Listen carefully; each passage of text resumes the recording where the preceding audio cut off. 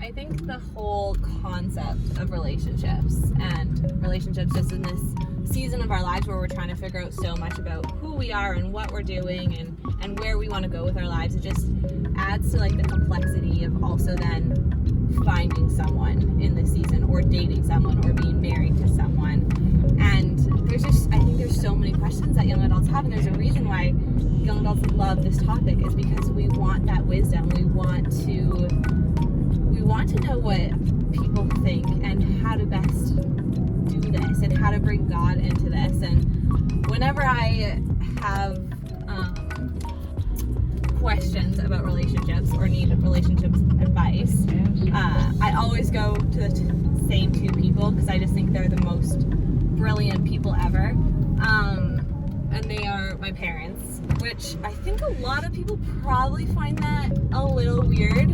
I don't know of too many young adults who go to their parents for all their relationship advice, but I've seen how my parents have built such a strong marriage and how they have how their marriage has thrived in hard times, and I've seen them put in the hard work, and so I trust everything that they have to say about it, and so their voice is something that I want our entire community to get to listen to.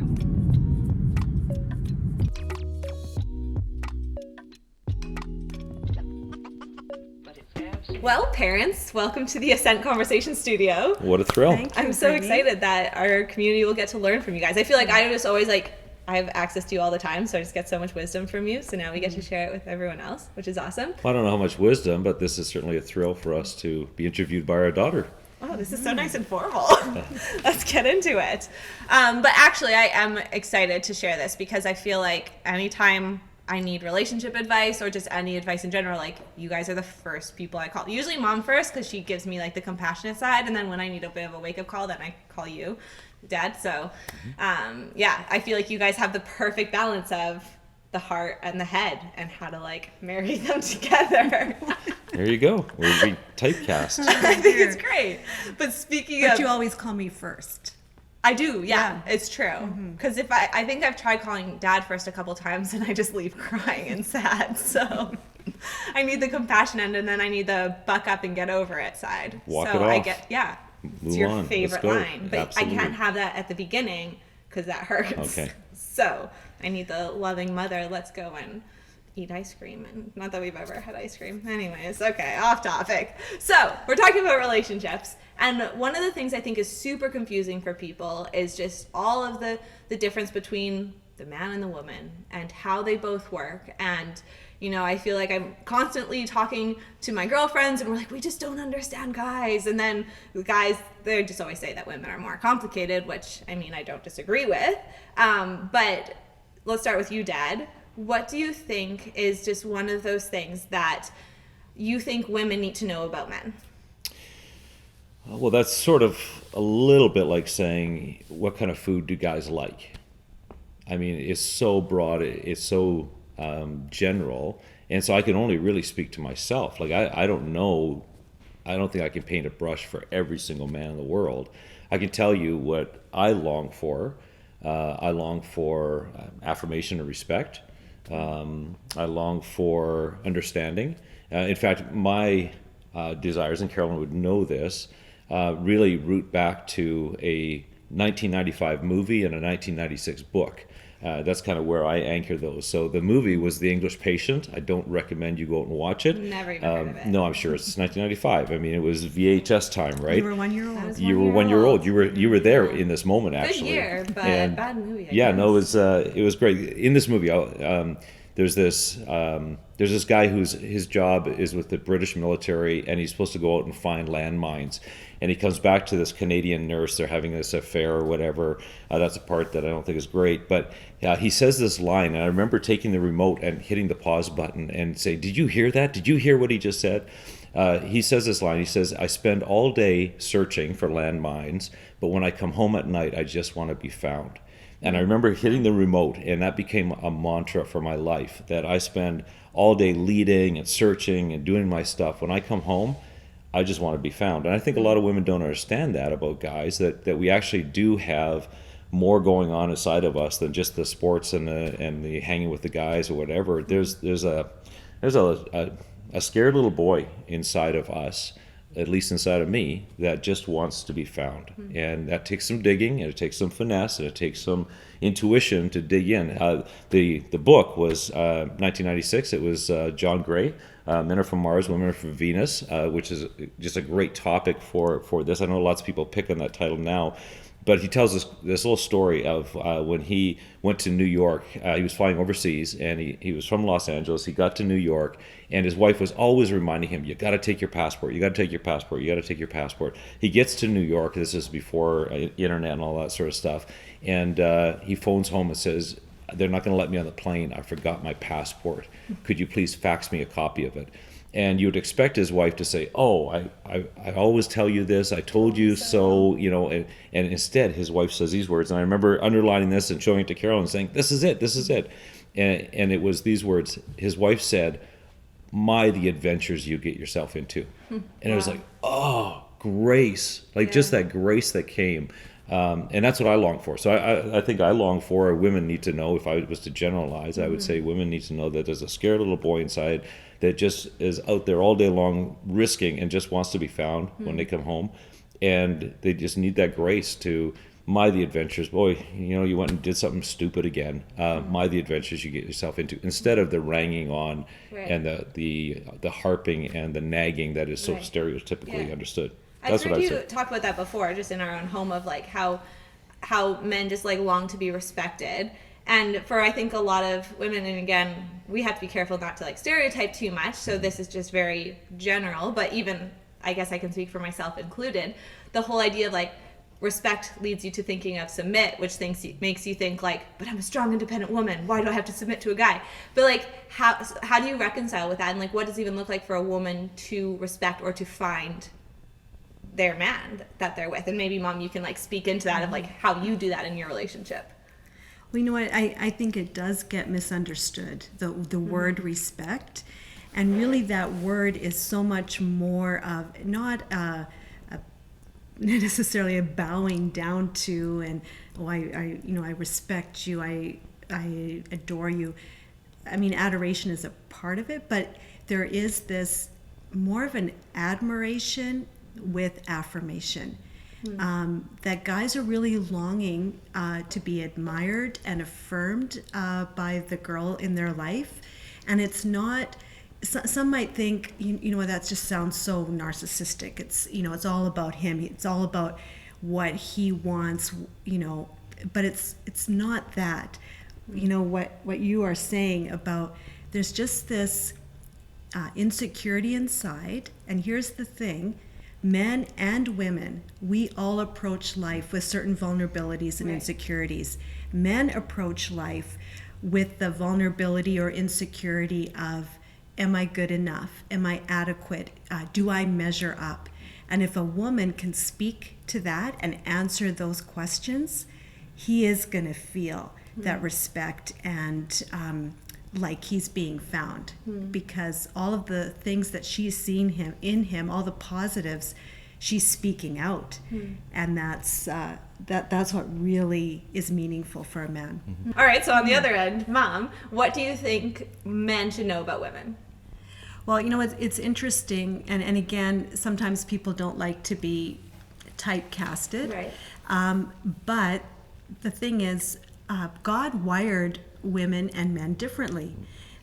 Is it all like just cookie cutter, like every woman thinks exactly like this or every man thinks exactly like that? No.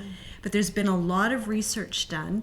A particular researcher, author is Shanti Feldhahn, and it's been incredible what she has brought out, that even it's a more modern book than the movie that Todd spoke about, or the book Men Are From Mars. Oh yeah, Venus, right. yeah.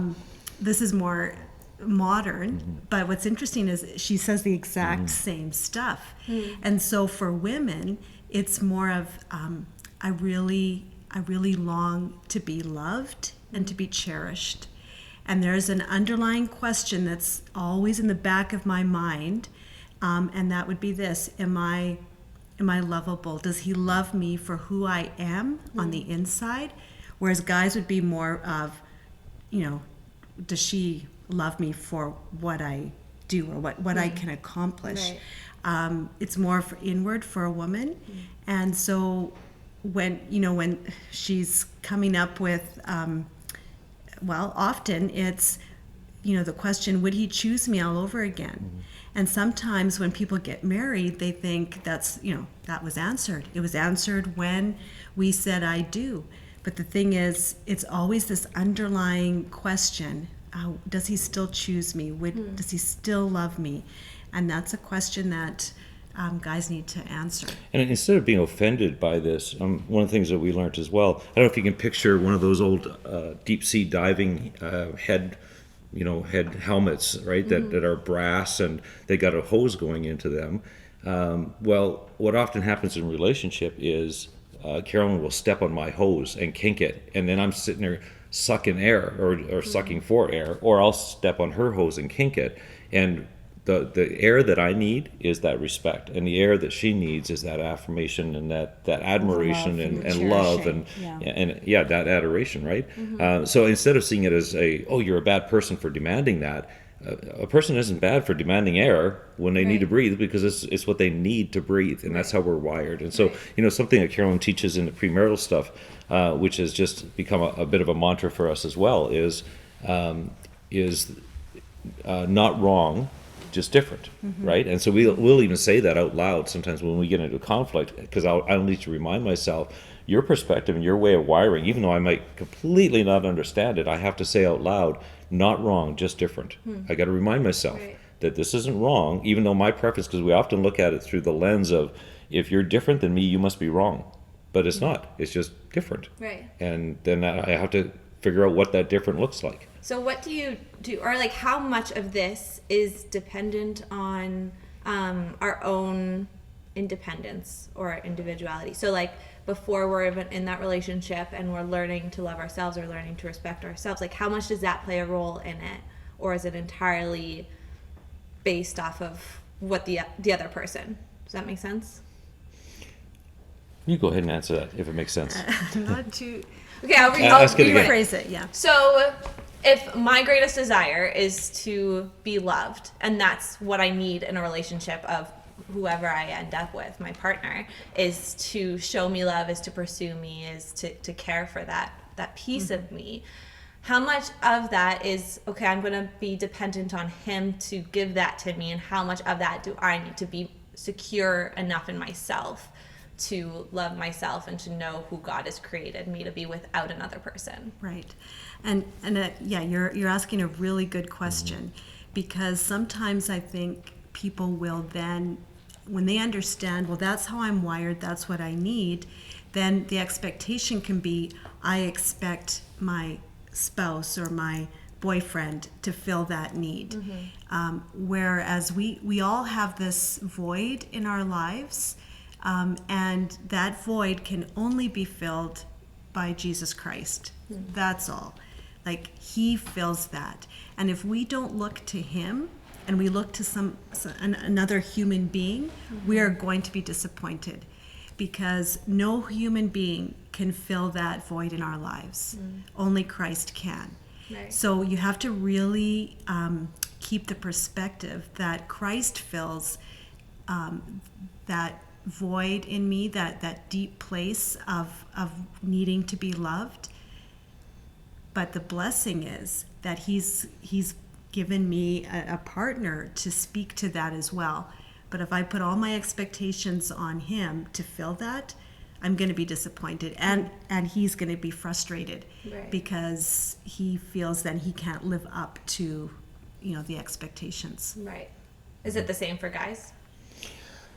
Yeah, I mean, I think it's a both and. I think I agree with that Christ needs to meet those deepest needs, and I need to find my identity in Christ first and not rely on Carolyn to meet all those deepest needs. And yet there's an everyday practicality about it, and that's where I think something else we learned early on in our marriage was this whole idea of use your words, right? We used to always tease the kids, right? Or I don't know if it was Brittany or which one, but they would pout, and you guys would you would cry when you were just little toddlers, right? And our phrase was, use your words. Right. Well, that became a mantra for our marriage as well, because you know what? Guess what? We stonewall. We give each other the silent treatment. I pout. I'm a great pouter. And we would even use use your words. What are you trying to communicate right now? Are you in tune enough with your own emotions and your need to be able to express that to the other person, so that we can meet each other's needs? And so I think there's a real practicality to it as well. But if the question comes down to, am I going to lose my identity in this? I don't feel like I've lost my identity in our 34 years of marriage. I feel like my identity has been enhanced and blossomed and brought out to be all that it can be. And that's not a losing of that identity. That's it actually being added to, right? So, but yet are there sacrifices? Are there things that I don't do and probably would do, if we weren't together? Yeah, absolutely. So it's changed, but I don't feel like my identity is in Christ. And for the other parts, we try to communicate as clearly and openly as we can. Does all of this, so the whole idea of loving the woman, respecting the man, how does that play into the very beginning of a relationship? Two people just starting to go out, they're in, their first couple of months of dating. How does that play into that? Well, I think what's really key when you're looking at dating someone, or you're in the beginnings of a relationship, that you really look at character. And character trumps everything. It really does. It's so important. It can't be based on looks or based on similar interests.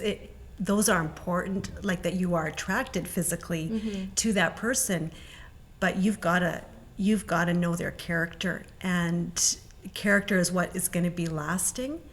And then in terms of I think of my grandpa when I was dating Todd, and he hadn't met Todd yet. And the first question he asked me when I told him I've met a guy and I think we're going to get married, he said, "How does he treat his mother?" And I was kind of taken aback by the question initially, but it really made me think, how does he treat his mom or the current women in his life? Because that's most likely how he'll treat me. And so I think that's a really good question, but it also goes with the character piece, right? Like who he is at home with his family is probably what he's going to bring into a relationship with me. And I think we know that so much of those early stages of relationship, a lot of this stuff comes naturally.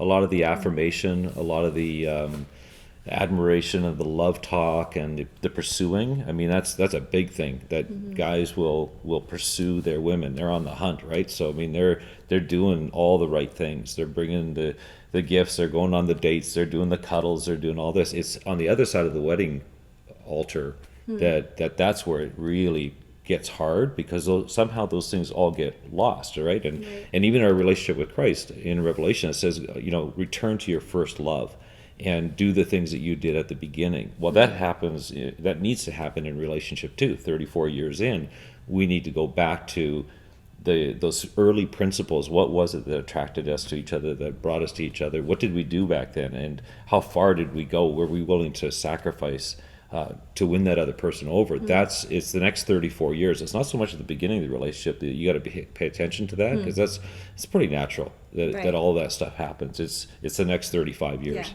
that you really got to work hard at that. But at the same time, sometimes people can go into a marriage thinking that that's all this is. As long as he's pursuing me, as long as he's bringing me flowers and doing all these special things to show that he cherishes me, you can almost fall for something that isn't real.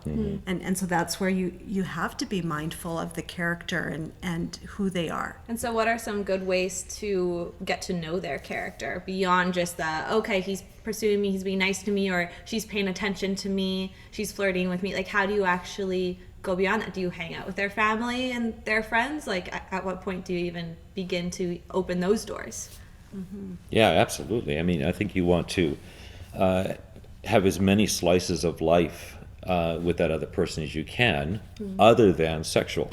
And I mean, it's not just because we're pastors, but I mean, we really believe that the Word of God would say that you need to honor that marriage bed, and that marriage bed needs to be kept sacred. Right. And I think that's one of the things that short circuits so many people's relationships. I mean, they just, and our culture teaches us this. You just jump in a sack right away, and you know, are we compatible, right? Whatever that is, and you miss out on so many of the other dynamics of those.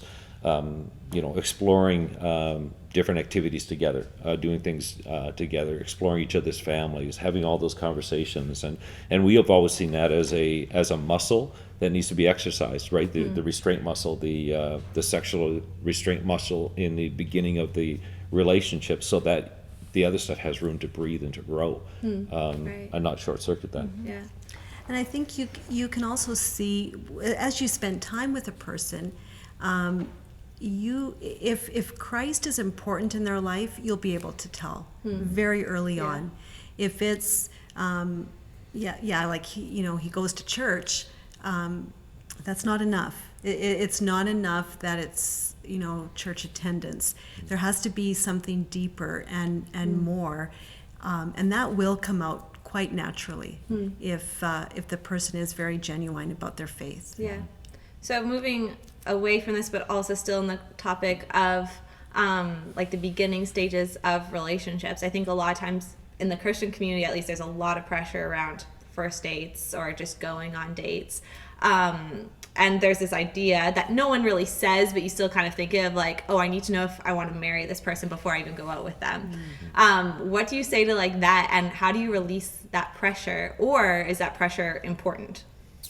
Well, I don't know. I mean, as a youth pastor way back when, I would say words like, don't date anybody you're not willing to marry.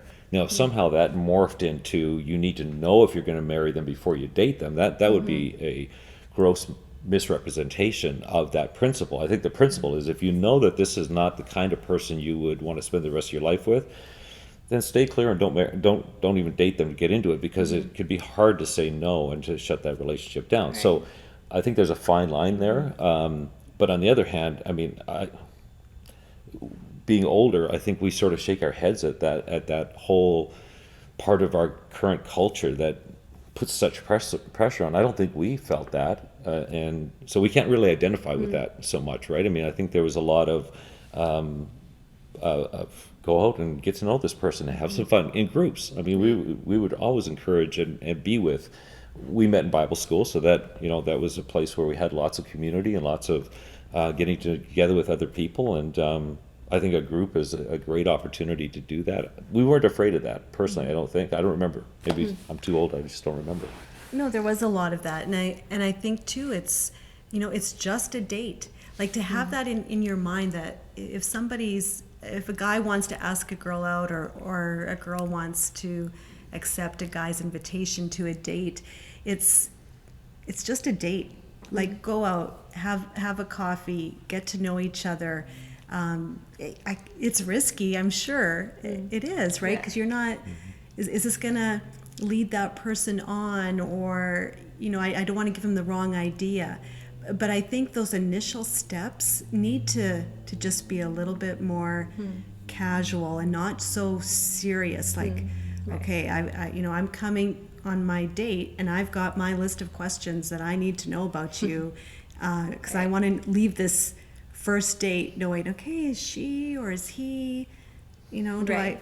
You don't have to get that serious, but certainly as time goes on, those questions need to be asked. Yeah. So you said something interesting, the guy asking the girl out or the girl accepting a guy. I don't actually know your thoughts on this. I know my own thoughts on this. How do you feel about girls asking guys out? It is very much your generation. We live in a very different generation. And is that like a timeless truth? I think a girl can ask a guy out. I have no Way problem to go, with Mama. that. When read the book of Ruth that we just finished reading as a church in our chapter a day. She proposes to Boaz. Yeah. And that was back in the Bible times. So no, I have no problem if a girl asks a guy out. Just wanted to clarify that. I actually didn't know that was your opinion. Something else I actually just realized I don't know your thoughts on is online dating. Somehow we've never talked about that, or it's never come up. I feel like for our generation, for those who are single, it's almost not even a question of if they will. So many young adults are engaged in online dating. So without necessarily giving your opinions to it, although if you want to, you can, but how do you think our generation should date online well? Is there even a way to, or is it just a recipe for disaster?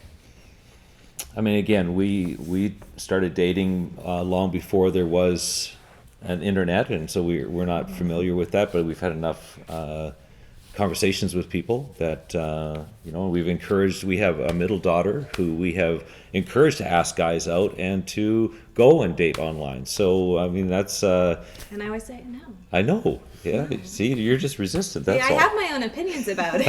But... So, what is online dating? I mean, it's another method of communication. Everything is online right now. It's I buy everything online. I search out parts and information online. I mean, it's where people communicate. So, I mean, I don't know how you wouldn't find somebody. Now, if you're talking, I don't know all the different platforms. My understanding is there's some platforms that are very sexually based, and they're really just hookup platforms. And of course, we would discourage that sort of using of the internet in those sorts of ways. But in terms of, and in fact, we've had people at Riverwood who have gone onto dating sites and have met people, and it turns out that the people that they've met and ended up marrying were already coming to their church. It was just going to a different service. And, it's happened a few times. But think about it. I mean, how brilliant is the internet that you can actually, whether it's eHarmony or some other platform or whatever it is, you can actually select that you're looking for somebody who's a believer, for somebody who's in a certain geographic area. I mean, you can actually begin to narrow that down. That's just smart as far as I'm concerned. But I don't know. There you go. You've heard it from the pastors. Well, it's apparently smart. Well, I think how do you meet people these days? Yeah. I don't think going to the bars and trying to meet someone there is the best idea. I think church, I think the Ascent, I think once those things are finally online dating, I think those are great tools and ways for people to meet each other. And if you have high standards, I mean, it doesn't matter how, what the mechanism is. If your standards are high, I mean, it's where you lower your own standards and you compromise and you even go against your own value systems. That's where you get into trouble. It's not with the mode or the method or the medium of how you find somebody. It's what you do once you do find that person, and how much compromise are you going to get yourself into. Right. I think you do have to be careful when you do meet someone online and then you go to meet them in person. Oh, yeah. I mean, you always want to do it in a public place. Maybe a shorter period of time, like just for coffee or just for lunch. Have an excuse to leave. Let somebody know that you've gone on this date. I think there's really smart things that are good to keep in mind for this kind of thing, because someone could put on their online profile that they're a Christian, and that feels maybe that's safe, but not necessarily, right? Right, yeah. So if you guys were to have one challenge or one encouragement or one question for young adults to be asking when it comes to this whole idea of romantic relationships, what would you say to them? Wow, that's a big question. It is, and you only get one answer. One answer. So choose wisely. You know what? I would say realize that your dating romance life is worship, and live it like worship. Wow. So if you're a business owner and you're living your business values as worship, that's going to be a good business, and God's going to be honored. If you're a parent and you're parenting like your parenting is worship, and if you're a young adult and you're beginning a dating relationship and you realize this is my expression of trust and love and admiration for my Lord and Savior with what I do with this other person. This is worship. Wow. And when you see that as worship, how can you go wrong? Yeah. I mean, I think that will steer you into such a right path, because the reality is worship isn't the songs we sing and the hands that we raise 1 hour during a service. Worship is what we do with our life. And when you do dating and relationship building as worship, I think that's the key. Yeah, that's awesome. Mama? What would yours be? Trump that. Yeah, that's a hard one to trump. Ditto. Absolutely. I would say, are you willing to settle? I think a lot of people settle just to be in relationship, and by settling I mean date someone, maybe even marry someone that really isn't on the same page with them in a variety of ways. Like, it could be spiritually, it could be just life goals or vision, or, you know, I think there's the temptation to settle instead of waiting, because we live in a world where everything is immediate, instant gratification. And waiting is hard. Being single can be really hard. Right. Yeah.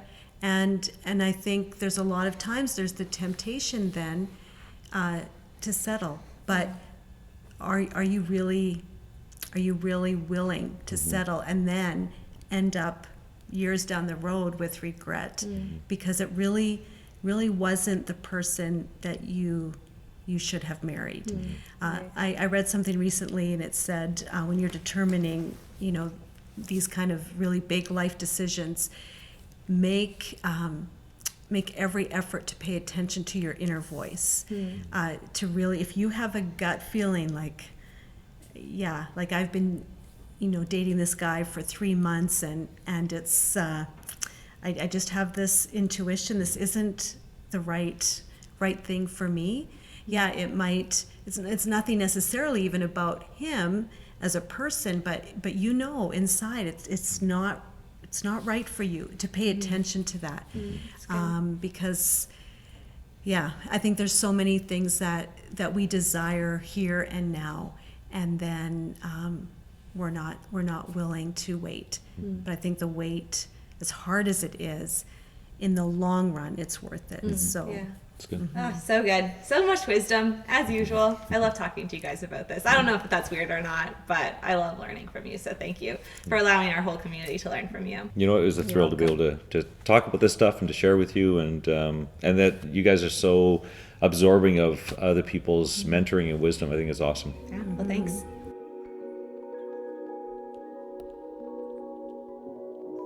You know, as young adults, relationships are confusing. They can be hard, they can be discouraging, they can be just so complicated.